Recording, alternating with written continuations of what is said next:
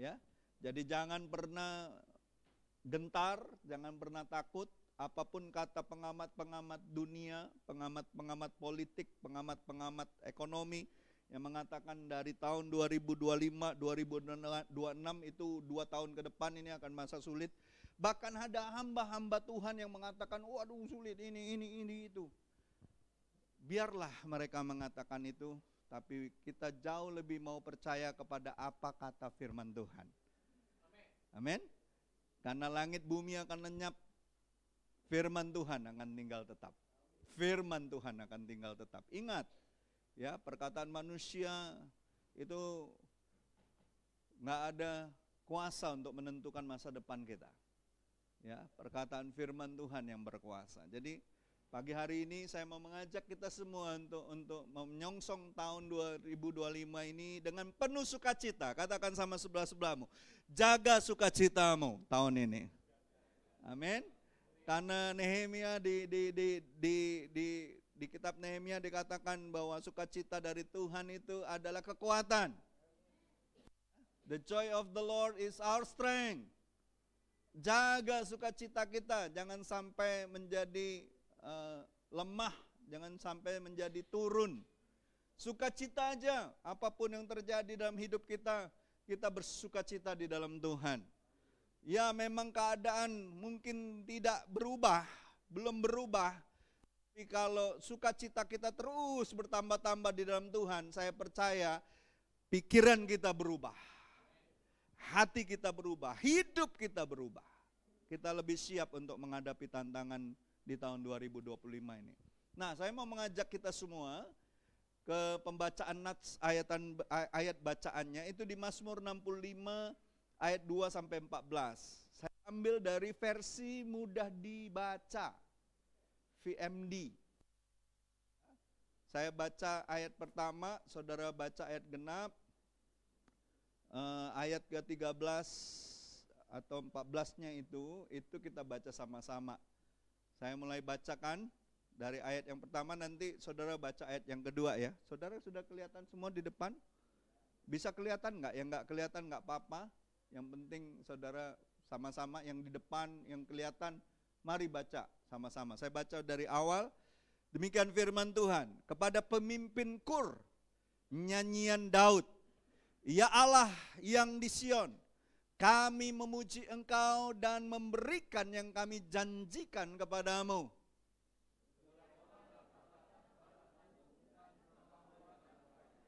Apabila dosa kami terlalu berat bagi kami, Engkau menghapuskannya.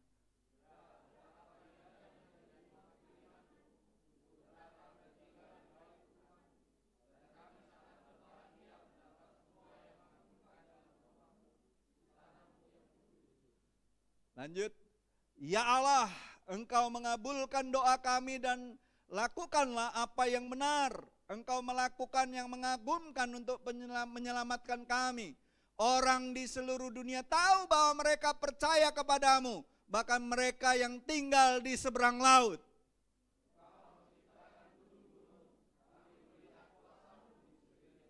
Engkau dapat meredakan deru lautan atau kemarahan bangsa-bangsa di sekeliling kami.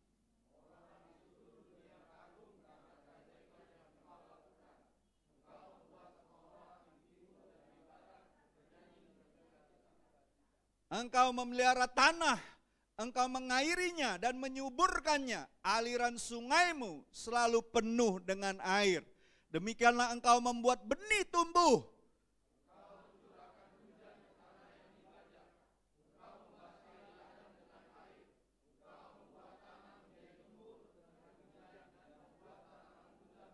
Ayat terakhir kita baca sama-sama. Engkau memulai tahun yang baru dengan tuaian yang baik.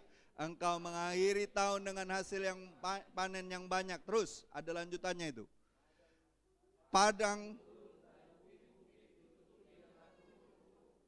Padang rumput penuh dengan domba, lembah-lembah penuh dengan gandum. Semuanya bernyanyi dan bersorak dengan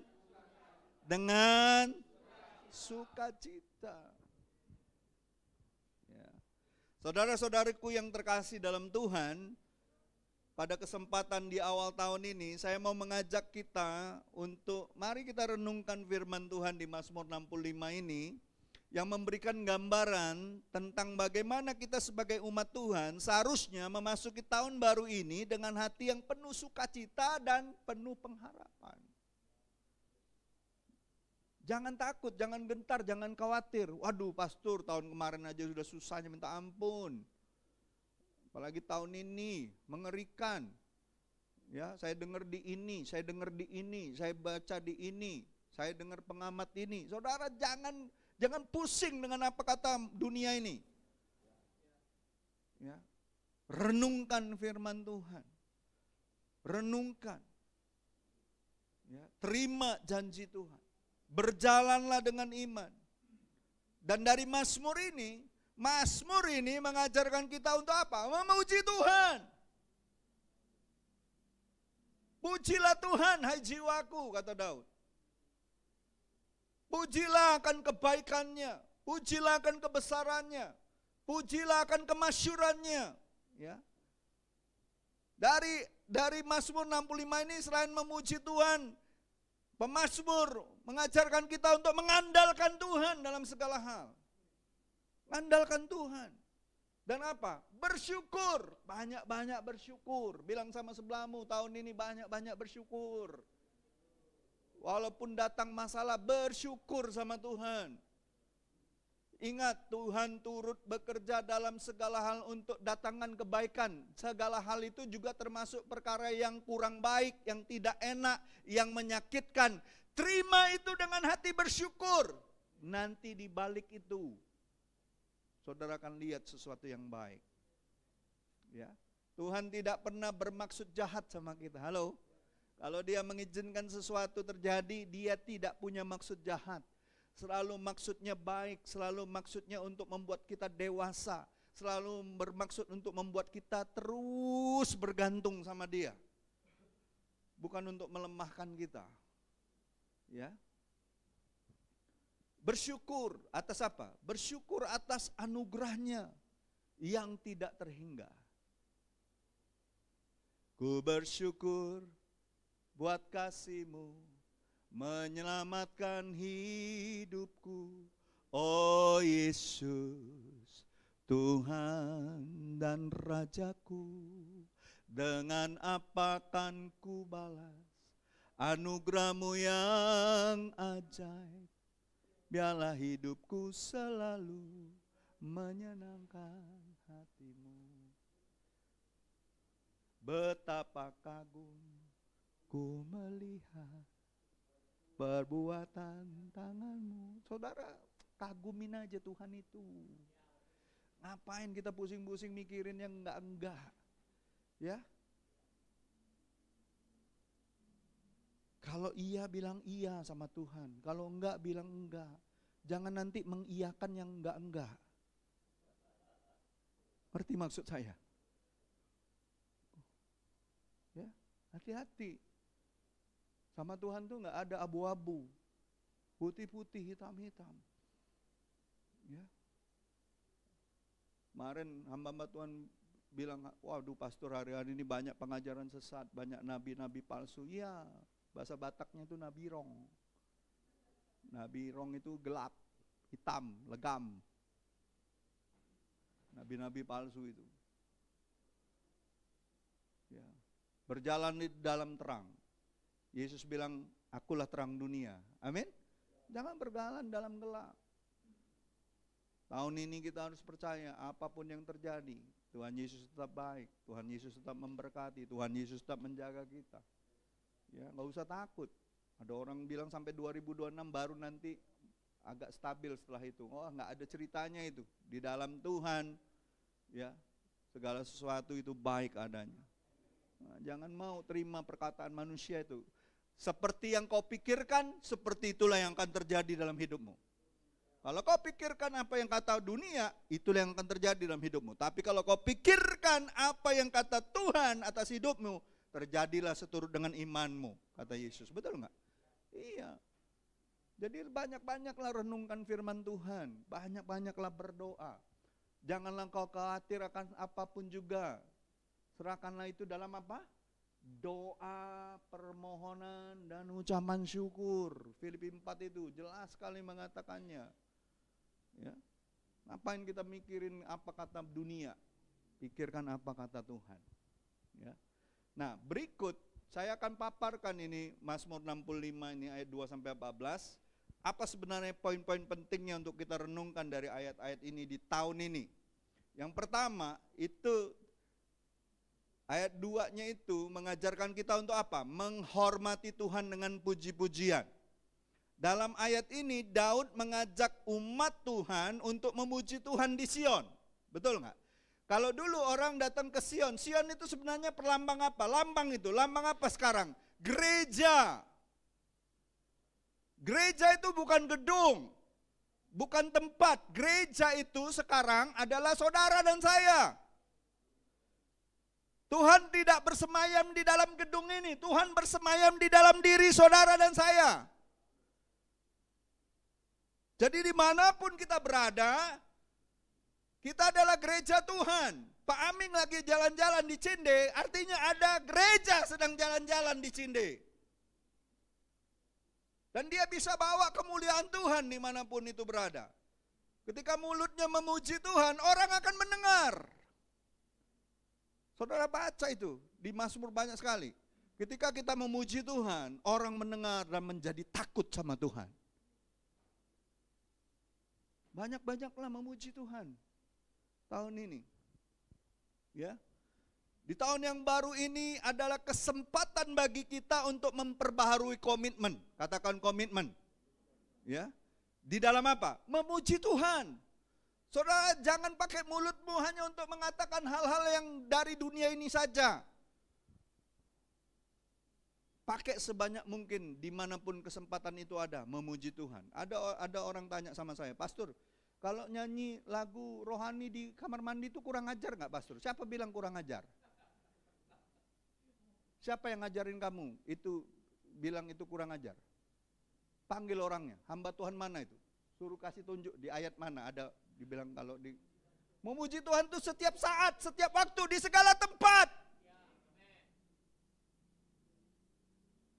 Daripada lu nyanyi lagu dangdut.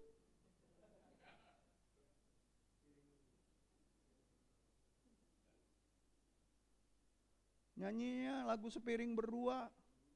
Orang termiskin di dunia. Gubuk derita. Yang mahasiswa nyanyinya, Pak dosen dan Pak dekan, kapan saya mau disidang?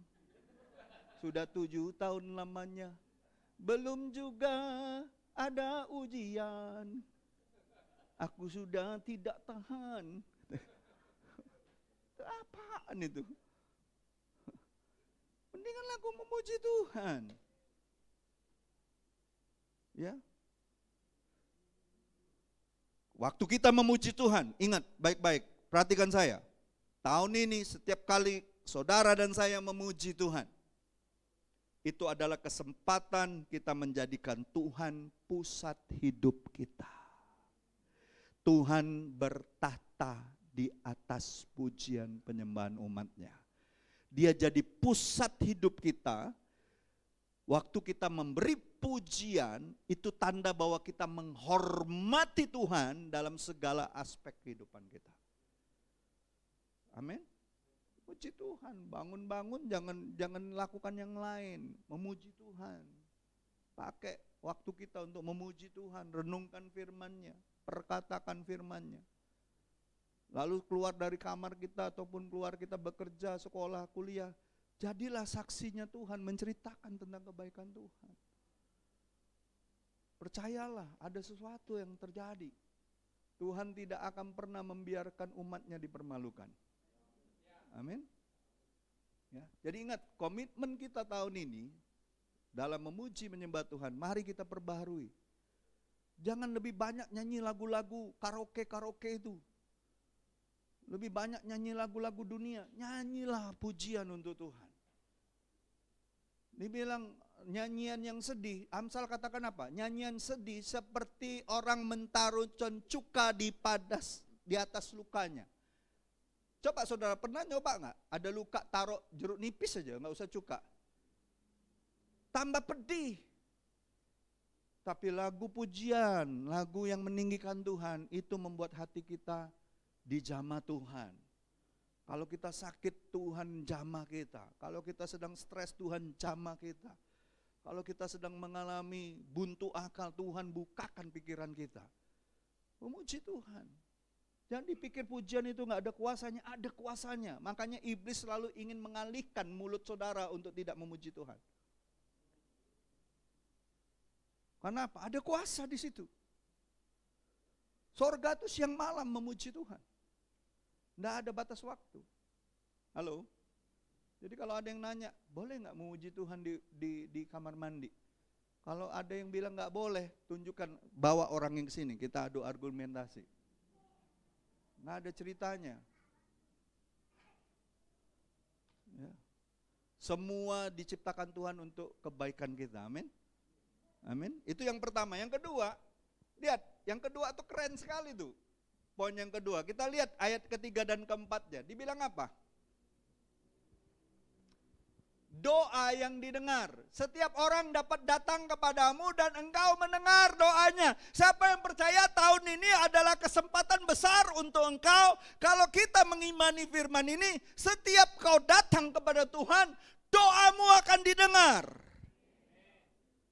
Bukan berarti tahun-tahun kemarin nggak didengar, tapi tahun-tahun kemarin kau nggak dapat pewahyuannya.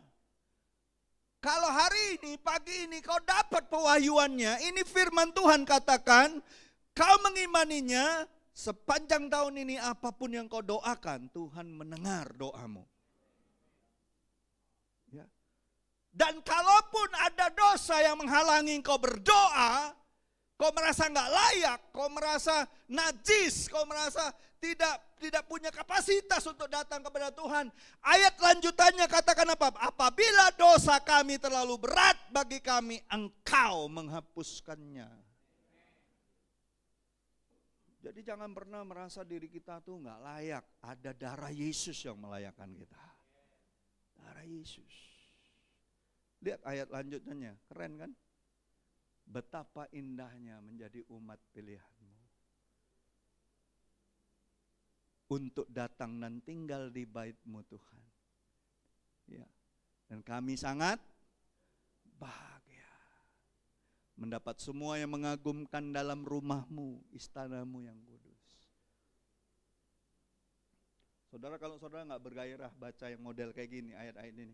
Saya nggak tahu lagi sebagai hamba Tuhan, saudara cari apa sebenarnya jadi orang Kristen. Karena Alkitab pujian tuh, ada pujian katakan gini, dalam hadiratnya ku rasa bahagia, dalam hadiratnya ada damai dan sejahtera, dalam hadiratnya ku temukan apa? Iman, kekuatan. Dalam hadiratnya ku temukan. Yang terakhir yang paling besar, kasihnya.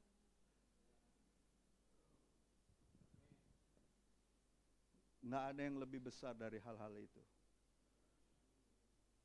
Uang, jabatan, kedudukan, rumah, mobil, itu cuma sementara. Kejarlah yang kekal. Waktu kita kejar kerajaan Allah dan kebenarannya, semua yang dicari bangsa-bangsa itu, uang, jabatan, rumah, semua akan ditambahkan dalam hidupmu. Nggak usah khawatir, nggak usah khawatir. Ya. Setiap orang yang datang kepadamu dan engkau akan mendengar doanya. Kita bersyukur di tahun yang baru ini kita memiliki kesempatan. Katakan kesempatan. Untuk datang kepada Tuhan dalam apa? Doa. Amin. Dan Dia mendengar doa kita. Bahkan ketika dosa kita terasa berat, Tuhan siap mengampuni dan membersihkan kita. Ini adalah awal yang indah bagi kita untuk datang kepada Tuhan dengan hati yang terbuka dan dengan penyerahan diri. Karena ada pujiannya kan, waktu kita terasa nih banyak dosa. Bila hati terasa berat, tak seorang pun mengerti kan ku Yesus, apa yang harus ku buat? Selesai. Tanya Yesus. Jangan tanya dukun. Jangan tanya horoskop. Jangan tanya kuamya. Apa kata ini?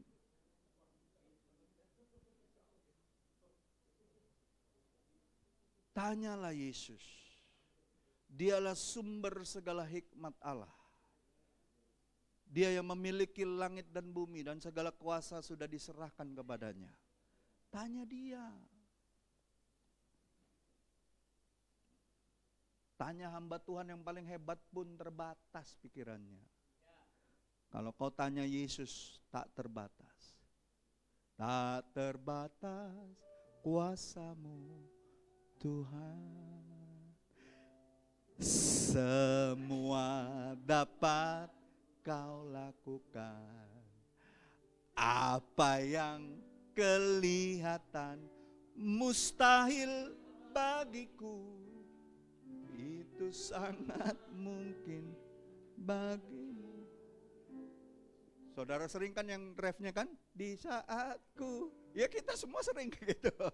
Betul nggak? Betul nggak kita sering kayak gitu? Tuhan, aku udah nggak berdaya, aku udah nggak sanggup, aku udah nggak mampu. Tapi kan kerennya apa dibilang? Kuasamu yang sempurna ketika ku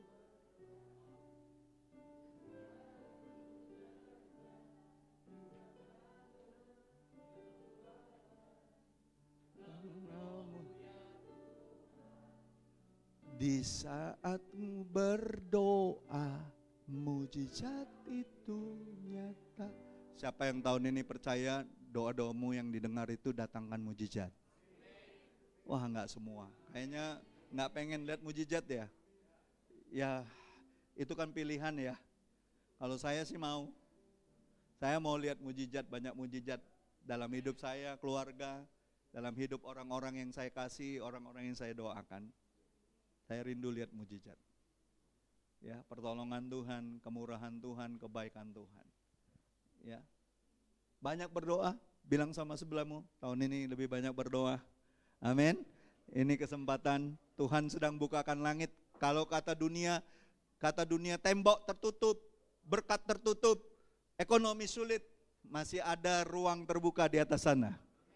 Sorga selalu terbuka untuk saudara dan saya. Doa, lebih banyak doa. Amin. Mau kita sama-sama komitmen sebagai satu jemaat, banyak berdoa. Amin. Itu yang kedua. Yang ketiga, dikatakan gini, Tuhan itu menyediakan apa? Kebahagiaan. Saudara jangan cari kebahagiaan tempat lain. Tempat biliar gak buat saudara bahagia. Cuma bisa ketawa-ketawa aja. Saya pernah juga muda, tawa-tawa baik, balik kusut lagi pikiran. Tempat yang paling bahagia itu adalah hadirat Tuhan. Udahlah, boleh sih pergi kemana aja boleh, gak ada yang larang. Apalagi kalau masih bujangan, ya nak? Gak ada yang larang kan Pak, kalau masih bujangan. Kata Wak Haji itu, gak ada yang larang. Wak Haji Oma itu, Oma. Iya kan? Kan ada lagunya Pak, jangan pura-pura gak tahu Bapak. Kita muda tahun 80-an tuh lagu bujangan tuh terkenal Pak. Nggak ada yang larang pergi kemana aja, betul nggak? Tapi ingat, kekasih jiwa kita itu Yesus. Nggak ada tempat yang paling bahagia daripada berada sama Dia. Saudara yang lagi PDKT kan sekarang lagi deket sama yang dideketin, rasanya bahagia sekali, cuman sebentar. Tapi kalau dekat sama Tuhan, rindu kita nggak habis-habis. Kejar terus hadirat Tuhan. Kejar, karena apa? Disitulah sumber kebahagiaan kita. Nggak ada tempat kebahagiaan lebih besar daripada di dalam Kristus. Ya, coba kita lihat. Dibilang apa? Ya, betapa indahnya menjadi umat pilihan-Mu untuk datang dan tinggal di dalam bait-Mu Tuhan. Kami sangat bahagia mendapatkan semua yang mengagumkan dalam rumah-Mu dan istana-Mu yang kudus. Ya Allah, Engkau mengabulkan doa kami. Lakukanlah apa yang benar. Engkau melakukan yang mengagumkan untuk menyelamatkan kami. Orang di seluruh dunia tahu bahwa mereka percaya kepadamu, maka mereka tinggal di seberang laut. Saudara, nggak ada tempat bahagia selain daripada di dalam Kristus. Nggak ada. Saudara mau pergi kemana? Saya ditawarin sama banyak hamba Tuhan, ayo ke Amerika. The happiest place in the world is Disney World, kata mereka. Saya bilang sama mereka, aduh, Disney World cuma hitungan hari, mungkin saya senang di sana. Tapi hadirat Tuhan membuat saya sukacita sepanjang masa. Amin.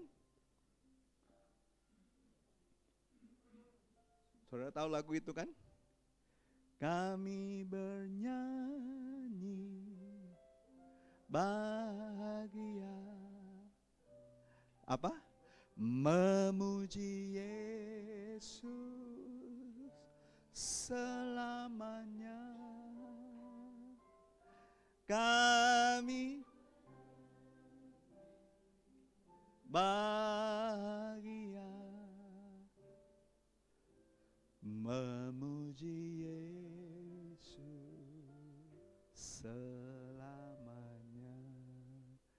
Ingat, ayat tadi mengatakan kita diundang untuk datang dan tinggal di bait Tuhan dan mengalami sukacita. Dalam hadiratnya di tahun yang baru ini, mari kita semua cari kebahagiaan yang sejati yang hanya ada di dalam Tuhan. Amin. Bukan pada hal-hal yang duniawi. Tuhan menyediakan semua yang dibutuhkan untuk hidup kita bisa bahagia. Semua Dia sediakan. Ya. Dan kita tahu Kristuslah sumber kebahagiaan kita sebagai umatnya. Kristus, nggak ada yang lain. Ya. Itu poin yang ketiga. Yang keempat, dikatakan apa? Ayat 7 dan 8. Tuhan yang menyelamatkan dan menguatkan kita. Dia bukan hanya menyelamatkan, menguatkan kita untuk melanjutkan perjalanan iman kita. Amin. Jangan puas cuman minta Tuhan selamatkan aku. Selesai kita diselamatkan, sudah ditebus segala dosa. Terus ngapain? Kita harus melanjutkan perjalanan iman kita, betul nggak? Dan kita butuh dikuatkan sama Tuhan. Minta dikuatkan sama Tuhan. Ya, minta kita dikuatkan sama Tuhan. Ya enggak? Kekuatan dan penghiburan diberikan padaku. Minta terus sama Tuhan, minta. Di dalam ayat ini kita melihat betapa besar kuasa Tuhan. Coba kita lihat betapa besar kuasa Tuhan. Engkau menciptakan gunung-gunung, kami melihat kuasa-Mu di sekeliling kami. Makanya enggak heran di bagian pemazmur yang lain mengatakan apa? Malaikat Tuhan berkeliling berkemah di sekeliling orang benar. Betul enggak? Artinya ada kuasa Tuhan yang mengelilingi saudara dan saya. Jadi melangkah kemanapun kita gak perlu takut. Gak perlu gentar. Mau ketemu siapapun, kita berbisnis, kita berusaha, kita mau mulai usaha kita. Kita harus tahu ada penyertaan Tuhan. Ada kuasa Tuhan. Lalu dibilang apa? Engkau dapat meredakan apa? Deru lautan atau kemarahan bangsa-bangsa di sekeliling kami. Makanya gak heran murid-murid Yesus, waktu Yesus bilang, diamlah ketika badai itu datang. Badai diam kan tenang. Mereka pasti teringat dengan ayat ini. Ini, orang ini. Siapakah orang ini?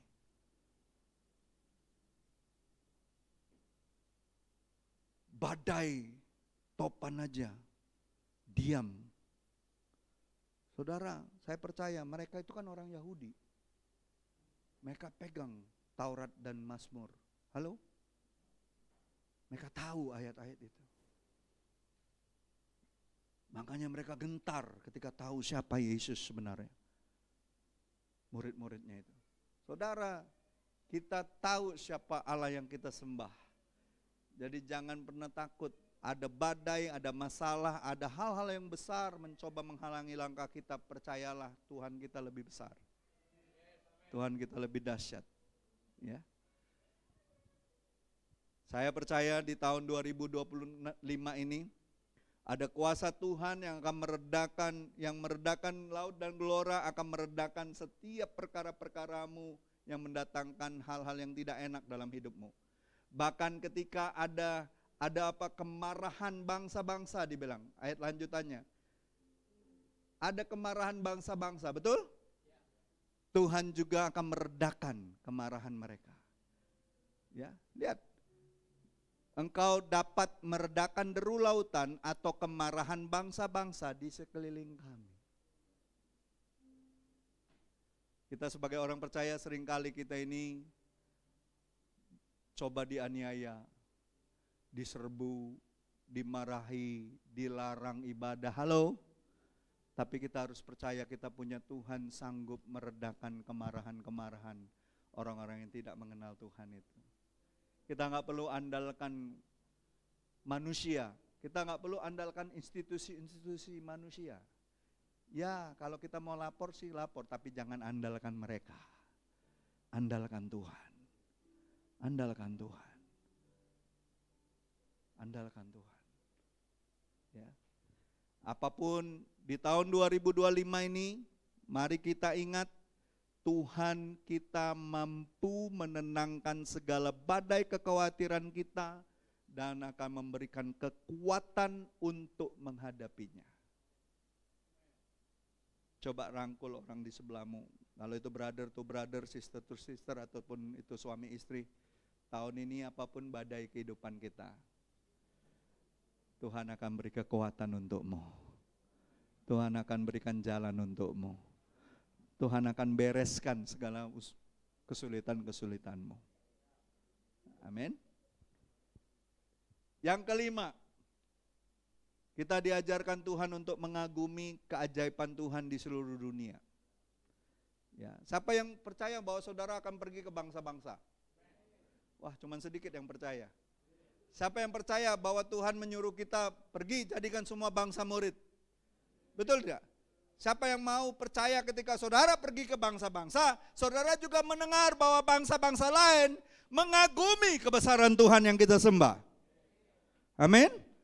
Saudara harus percaya itu, karena firman Tuhan mengatakan itu. Ayat 9 dan 10 mengatakan apa? Mazmur ini berbicara bagaimana Tuhan memelihara alam semesta, mengairi tanah, membuat benih tumbuh subur. Kehidupan kita di tahun ini juga, di tahun baru ini, percayalah akan banyak hal-hal yang Tuhan kerjakan sebagai bentuk pemeliharaan Tuhan atas hidupmu. Baik itu pekerjaan, baik itu bisnis, baik itu sekolah. Ingat, ada pemeliharaan Tuhan terus menerus. Dia memberkati kita, dia memberikan kita kelimpahan. Kita belajar terus setiap hari menghargai berkat Tuhan sekecil apapun yang Tuhan berikan. Mengingat bahwa segala hal yang kita terima itu datangnya dari Tuhan. Setia dengan perkara kecil.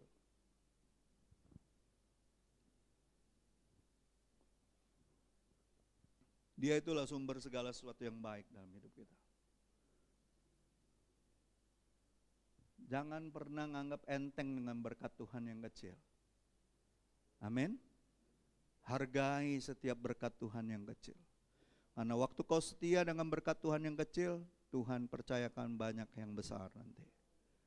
Nah, saya heran orang pengennya dapat yang besar. Pengennya dapat yang besar, pengennya dapat yang heboh dulu. Baru dia bisa mengagumi Tuhan. Enggak kayak gitu cara kerja Tuhan. Tuhan itu ingin membuat hati kita dulu benar. kapasitas hidup kita dulu diperbesar pelan-pelan. Saya nggak yakin kalau Pak Aming punya uang 300 triliun dia masih ngikut Tuhan.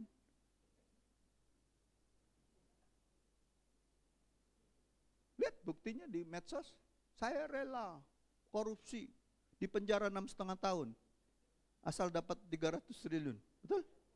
Rela tinggalkan kebenarannya. Jangankan 300 triliun Pak ya, mungkin hitungan miliar aja mulai gundah gulana.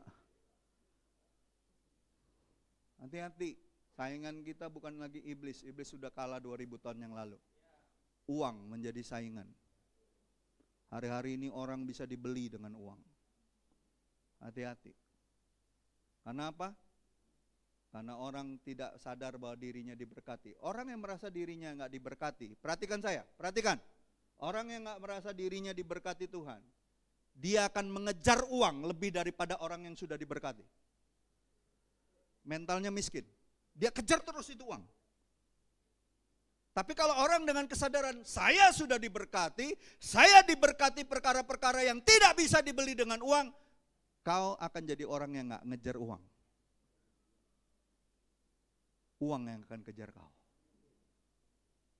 Iya, itu prinsip. Makanya saya heran kalau orang Kristen gak sadar dirinya sudah diberkati, yang dia kejar tuh hal-hal yang duniawi. Uang, jabatan, kemewahan, flexing. Supaya dia merasa diterima dengan komunitasnya. Untuk apa? Untuk apa? Kejarlah hal-hal yang kekal. Amin? Kejar hal-hal yang kekal. Ya, kita semua butuh uang. Tapi uang bukan yang paling utama. Yang paling utama adalah Tuhan. Dan segala kehendaknya. Itu yang paling utama. Ya. Gara-gara uang iman kita terjual. Gara-gara uang kita mempermalukan Tuhan. Agama kita bisa agama yang katanya percaya kepada Yesus, tapi tingkah laku kita mempermalukan Tuhan. Bukankah yang 300T itu ngakunya percaya Tuhan? Halo? Ternyata samo bae, podo wae kata orang Jawa itu. Kalau dapat kesempatan lakukan hal yang jahat, orang Kristen yang gak sungguh-sungguh percaya kepada Tuhan, gak sungguh-sungguh berpegang teguh kepada imannya kepada Kristus, bisa terjual imannya karena uang. Saya ingat dulu ada partai yang pakai lambang Kristen, sampai dapat kursi di DPR, DPRD di beberapa daerah, ujung-ujungnya apa? Sama bae. Samo bae, podo bae, anggota dewannya juga korupsi, ketangkep lagi main judi di salah satu hotel. Ada yang gelarnya hamba Tuhan lagi sebelumnya.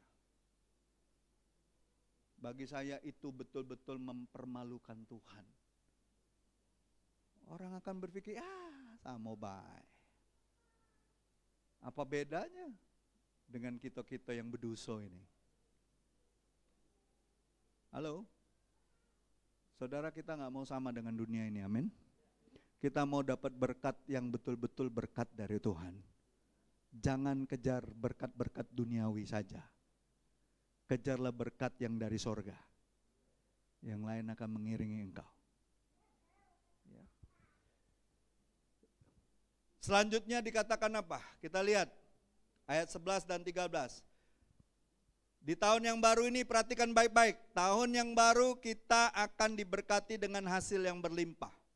Orang bisa ngomong tahun ini sulit, tahun ini kita mau pegang firman ini. Dikatakan Tuhan memulai tahun yang baru dengan hasil yang baik. Dan mengakhiri tahun dengan panen yang banyak. Saudara mau percaya ini? Ini adalah gambaran dari berkat Tuhan yang disediakan bagi kita di tahun yang baru ini. Ini kata Tuhan loh, bukan kata saya. Terserah saudara, mau percaya atau tidak, itu urusan saudara. Bagian saya sebagai hamba Tuhan mengingatkan ada janji Tuhan ini. Saudara mau terima, saudara akan terjadi seturut dengan imanmu. Ndak saudara imani, itu resiko tanggung dewek. Jangan kaget datang ke saya, ngapo pastor aku ini. Awal tahun kemarin dengar gak firman Tuhan? Ngapo cak susahnya pastor tahun ini, apa ini? Dengar gak? Terima gak perkataan firman Tuhan? Nggak terima, ya risiko Anda sendiri tanggung. Bagianmu kalau risiko sudah ditanggung, bertobat. Kalau kita nggak mau percaya firman Tuhan, artinya kita sama dengan nggak percaya Tuhan, betul nggak? Betul tidak? Ya risiko ya tanggung sendirilah. Kau pakai kekuatanmu berarti. Mau bisnis, mau kerja, mau kuliah, mau sekolah, mau niti karir, pakai kekuatanmu sendiri. Saya mau lihat bertahan berapa lama. Setahun, 2 tahun, 5 tahun, 10 tahun, saya mau lihat. Tapi kalau kita mengandalkan Tuhan, kau akan diberkati sepanjang masa. Sampai rambutmu memutih sekalipun, aku tetap Tuhan yang menggendong engkau, kata Tuhan. Kalaupun kita merasa, aduh Tuhan kayaknya aku jalan sendiri, itu bukan jejakmu, itu jejak Tuhan. Tuhan sedang gendong engkau.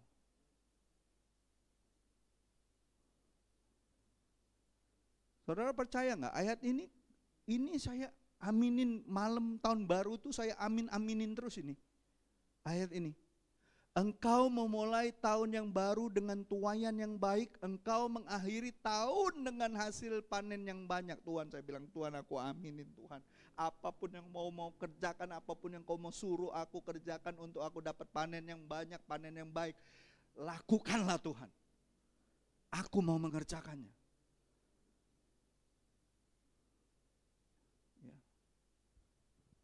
Tahun ini saudaraku, ujung-ujungnya yang poin yang terakhir ini.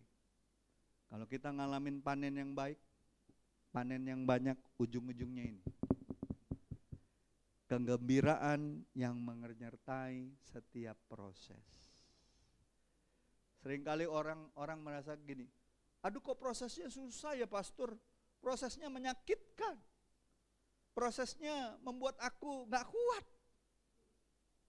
Seringkali orang merasa prosesnya yang berat ya. Padahal Alkitab katakan proses itu bisa menjadi menyenangkan bagi kita. Kalau kita menerimanya dengan hati yang percaya, dengan hati yang ikhlas menjalankannya.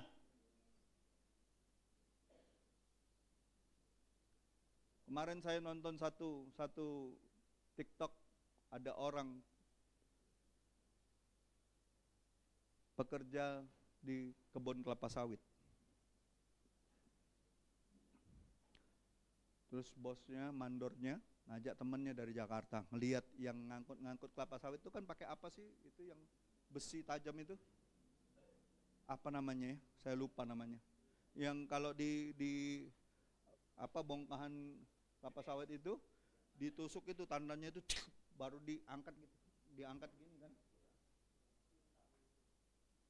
Terus temennya mandornya itu bilang gini, saya kira-kira ini 90 ke 100 ini beratnya. Anda juga ngerti ya, kuat nggak ngangkat anak buahmu? Kalau kuat saya kasih 1 juta. Itu anak buahnya langsung semangat sekali, diangkatnya sekali aja, diangkatnya gitu.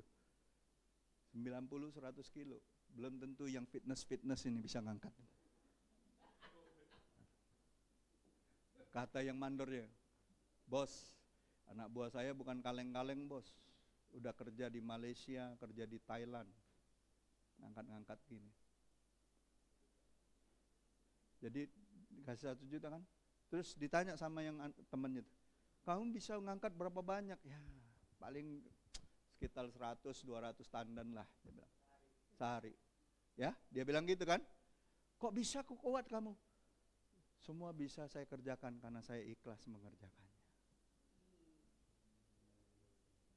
Bukan hanya untuk dirinya, untuk keluarganya. Saudara, pengajaran ikhlas itu sebenarnya ada di dalam Alkitab. Ayub itu orang ikhlas. Saudara mau menerima tahun ini apapun yang Tuhan izinkan terjadi dengan ikhlas, dan hati percaya. Kalau saudara ikhlas, mulutmu nggak akan mengatakan hal yang jahat. Ayub katakan gini, aku lahir telanjang, pulang telanjang, terpujilah nama Tuhan. Apa yang dipakai mulutnya? Memuji Tuhan. Betul? Karena dia menerima segala tantangan hidupnya, kesulitannya dengan ikhlas, dengan tabah. Saudara, poin yang ketujuh ini, kalau saudara imanin ini, kegembiraan di dalam prosesmu menjalani tahun 2025 akan terus membawa engkau memuji Tuhan. Bukan hanya membicarakan kesulitan-kesulitannya, dibicarain terus dibicarain prosesnya sama orang lain. Orang lain sampai ngelinyengan dengarnya. Tiap ketemu wong ini, ngapalah aku dengar masalah dia terus. Tapi ketika tahun ini orang ketemu saudara yang keluar dari mulutmu pujian. Aku sedang ngalamin masalah berat hari ini, tapi aku percaya Tuhan pasti tolong. Aku percaya, aku punya Tuhan yang besar, yang telah berjanji dan sanggup imanku bersepakat percaya kuasanya, ku terima sekarang kemenangan darimu. Saudara mau menerima kemenangan Tuhan tahun ini? Amin. Lihat ya, dalam prosesnya kita baca ya ayat yang terakhir ini ya, ayat 14. Mazmur ini mengakhiri dengan gambaran padang rumput yang penuh dengan domba dan lembah-lembah yang penuh dengan gandum. Apa yang dilakukan mereka semua? Semua bernyanyi dan bersorak dengan sukacita. Begitu pula saudara dan saya dalam perjalanan hidup kita di tahun yang baru 2025 ini, meskipun mungkin ada tantangan, ada pergumulan, ada kesulitan, kita diingatkan untuk selalu bersyukur dan merayakan setiap berkat yang Tuhan berikan. Di tengah setiap musim kehidupan ada sukacita, ada puji-pujian yang layak kita persembahkan kepada Tuhan. Yang diingini Tuhan, yang dikehendakinya adalah mulut kita mempersembahkan, persembahan kita adalah puji-pujian kepada Dia. Kita nggak lagi bawa domba yang dipotong. Pujianmu lah waktu kau mengalami kesulitan dan kau mampu memuji Tuhan, itu adalah korban pujian syukurmu.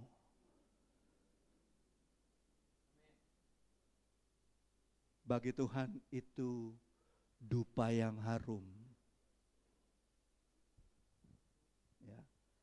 Saya simpulkan di sini. Di tahun yang baru ini, mari kita membuka hati lebih lagi untuk Tuhan. Mari kita memuji-mujinya dalam segala hal. Datang dalam doa, amin, dan mengandalkan kuasanya untuk menuntun hidup kita. Tuhan yang memulai tahun dengan berkat-Nya dan memelihara dan menyuburkan segala sesuatu yang kita kerjakan, yang kita tabur, akan menuntun saudara dan saya untuk berhasil dan mendapatkan hasil yang berlimpah dengan sukacita yang sejati. Mari tahun ini bersama dengan Tuhan kita taruh pengharapan kita. Kita taruh